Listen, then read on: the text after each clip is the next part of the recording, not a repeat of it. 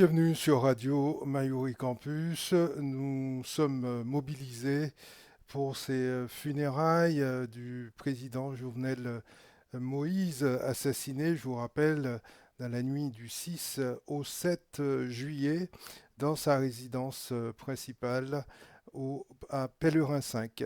Les funérailles, comme l'avait décidé l'ancien Premier ministre Claude Joseph, se déroulent du 20 au 23 juillet.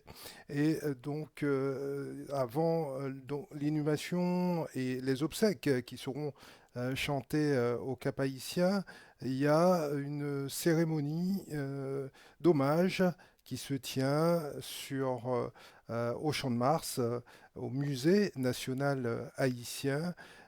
Plusieurs autorités sont présentes, des amis de l'ancien président de la République, mais surtout son épouse, comme vous pouvez le voir à l'image, habillée, vêtue tout de noir, qui porte un masque entouré d'agents de sécurité, très attristée bien évidemment, Martine Moïse.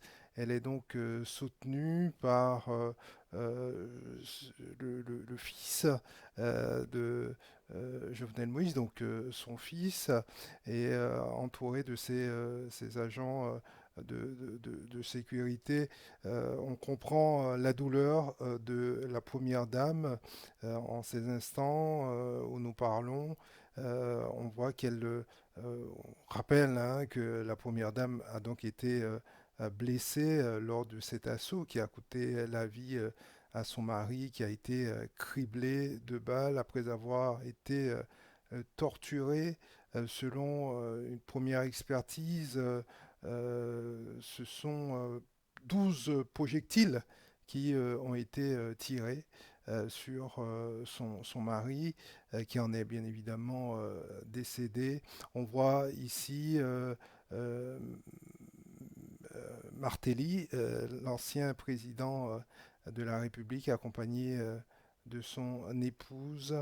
Une cérémonie solennelle ici au Mupana, à Port-au-Prince, avant les obsèques, comme je vous le disais tout à l'heure, et les funérailles qui se dérouleront au Cap Haïtien, comme la famille l'avait souhaité. Et faut-il rappeler également que dans un communiqué qui nous est parvenu, la Première Dame a donc décliné toute aide financière du gouvernement haïtien dans le cadre de l'organisation de ces funérailles. Selon ce communiqué, elle déclare que la famille prendrait les frais d'obsèques à sa charge. Un président assassiné, c'est un phénomène plutôt rare, surtout quand on sait les conditions dans lesquelles cela s'est déroulé. C'est vrai que le président Jovenel Moïse était assez décrié ces derniers temps par une bonne partie de la population, mais en interviewant les Haïtiens,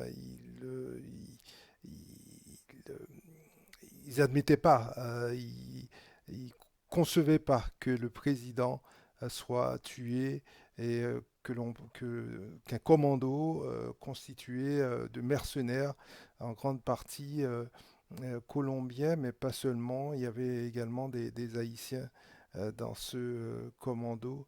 Euh, Commandité certainement ce meurtre.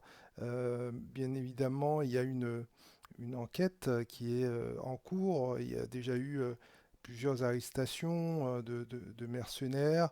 Il y en a un certain nombre, un petit nombre, qui est encore en cavale. Il y en a trois qui ont été tués.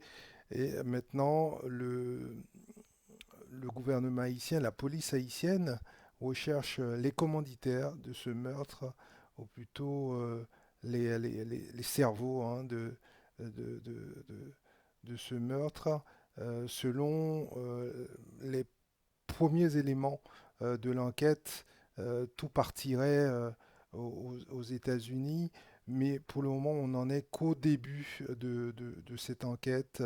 Ces Colombiens seraient venus pour une première mission et on ne sait pas pourquoi. Euh, Ça va leur mission va prendre une nouvelle forme et ce 7 septembre à 1h34, après que le président ait lancé plusieurs appels.